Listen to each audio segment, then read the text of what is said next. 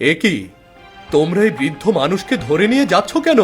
কেন ধরে নিয়ে যাচ্ছি সে কৈফিয়ত কি তোকে দিতে হবে? সরে দাঁড়া বলছি। হ্যাঁ, সরে দাঁড়াবো। তার আগে বলো, তোমরা কেন এই বৃদ্ধ মানুষকে ধরে নিয়ে যাচ্ছ বলো।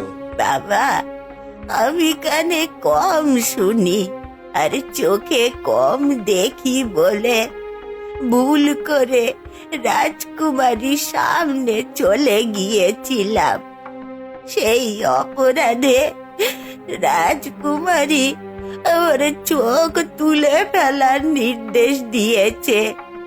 আর এই নিষ্ঠুর সেনারা রাজকুমারীর কথা শুনে আমাকে টেনে হিঁচড়ে নিয়ে যাচ্ছে। কি, রাজকুমারী এমন শাস্তি দিয়েছে? এমন বৃদ্ধ মানুষকে কি কেউ এমন শাস্তি দেয়? তোর সাহস দেখছি বড্ড বেড়ে গেছে। ভুলেও রাজকুমারীর সামনে এমন সাহস দেখাতে যাবি না, তাহলে তোর চোখ দুটো তুলে নেব। আরে, শুধু তোদের রাজকুমারী না, রাজার সামনে দাঁড়িয়ে কথা বলার মতো সাহস আমার আছে। বুড়িমা, আপনি যান, আমি আপনাকে মুক্ত করব। আপনার কিছুই হবে না। কিছুই হবে না? পারলে মুক্ত করে দেখাস। এই বুড়ি, চাল চাল।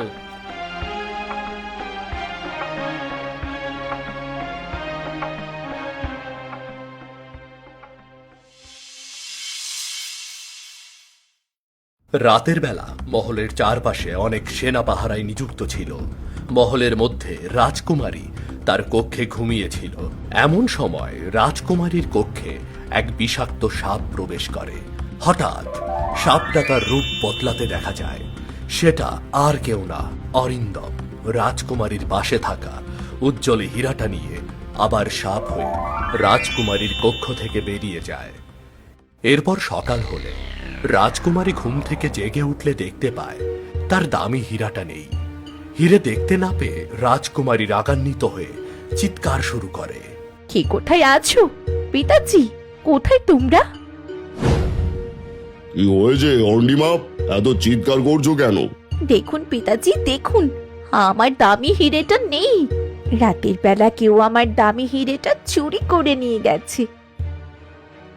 এত বড় স্পর্ধা, মহলে প্রবেশ করে রাজকুমারীর কক্ষ থেকে হিরে চুরি!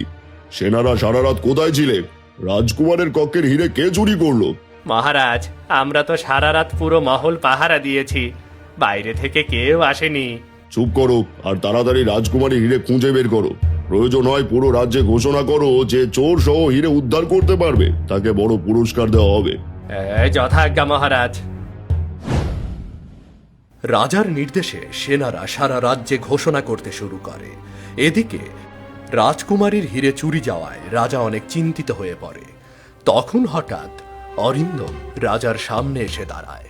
এই ছেলে, কে তুমি? মহারাজ, আমার নাম অরিন্দম। আমি আপনার রাজ্যের এক সাধারণ প্রজা। তুমি কেন এখানে এসেছো? মহারাজ, আমি রাজকুমারীর হারানো হিরে পেয়ে সেটা দিতে এসেছি।